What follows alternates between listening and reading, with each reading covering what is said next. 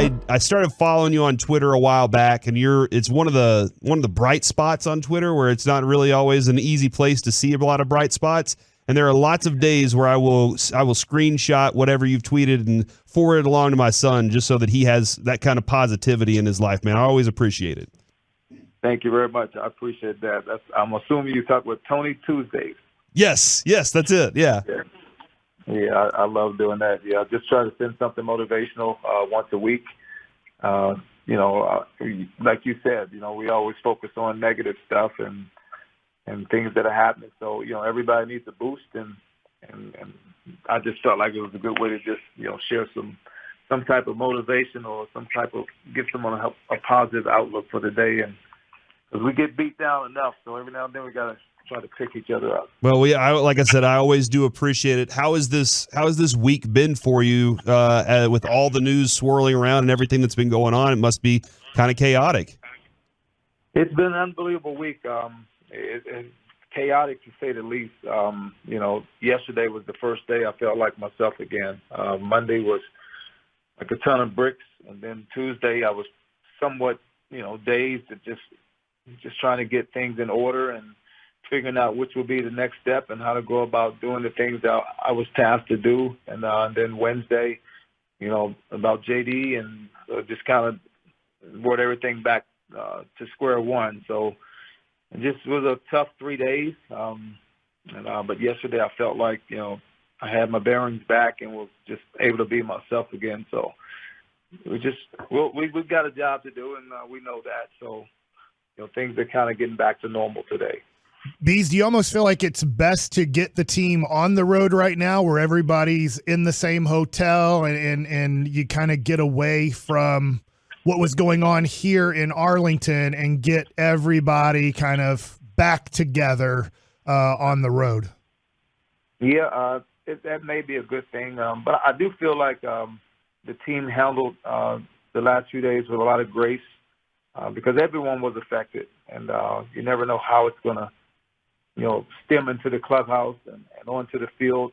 But at the same time, I felt like everybody, handled the situations like professionals. I had to have conversations with guys. Obviously, we were tweaking things just a little bit as far as routines were concerned and just even a couple of things that we were doing as a team and as far as unification, just unifying us. It's just organizational stuff. And so I asked a few guys to do some things differently, and so it's a little bit of discomfort with that as well. But I felt like we came together as a unit, and everybody's been supportive. The players that I've called upon have stepped up, and the staff has been around me. So it's been a good transition for us as far as sticking together and making sure that moving forward we can try to do what we can to finish the season strong.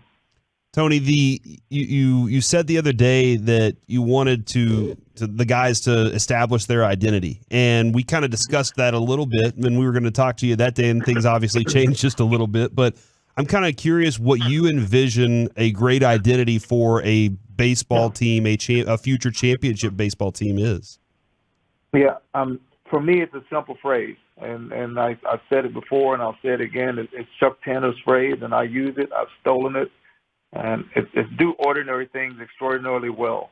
And I think, we haven't done that. We know we haven't done that.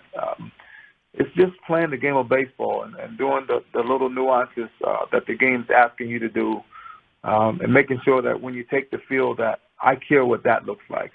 7 o'clock is important. 1 o'clock, 1:37, whatever time our game is, that's what's important, like how we take the field and how we perform in game, how we react to situations that come up, and how we attack the game of baseball. That's what's important. If I had a good blueprint, yesterday would be a good barometer of what I would want it to look like. And Simeon first to third on Seager's base hit, and Seager didn't waste any time, didn't break stride getting to second base. Those things are identity plays. And we haven't been consistently doing that all year. Handling the ball on defense, throwing the ball to the right base, keeping the double play in order when when it's necessary, and making sure that we just make the right play, do the right thing at the right time, and just do what the game is calling upon us to do, not asking us to force anything or create anything, or we don't have to invent anything new. I just like us to play a hard-nosed brand of baseball the remainder of the season, and energy and effort, attitude and effort, and those are the things we can control, and we need to dominate those things. So, Bease, being a former pitcher, it's a little bit different for me because it's kind of, I call it at times we're kind of more of a football player because we're getting ready every fifth day. There's kind of a 4 days of preparation to get ready to have an impact on that team on that fifth day. But for, you being a former position player and working with position players and talking about kind of that work that goes in from approximately 1 p.m. to 6:30 p.m. to get ready for that 7 p.m. game. Talk about maybe what you can see from a guy knowing that, hey, he's ready for today's game, or I need to talk to him a little bit, however which way you want to talk to him, to make sure that he's ready to give his best effort and a great focus where he is going to be making the correct mental plays for this game coming up. Yeah, I mean, there's a physical aspect to that. There's a mental aspect as well. A lot of times physically we can do, but mentally we don't know what's the right thing and what's the right time to do it. And so it's having conversations about things as they arise, but preparing ourselves physically, but just doing the work and making sure the work is detailed and making sure it has a purpose, and not just say if I'm just taking ground balls, but I'm just doing them haphazardly. I could take 50 and say I did 50 ground balls. I'd rather see 15 or 20 quality reps where I did everything right.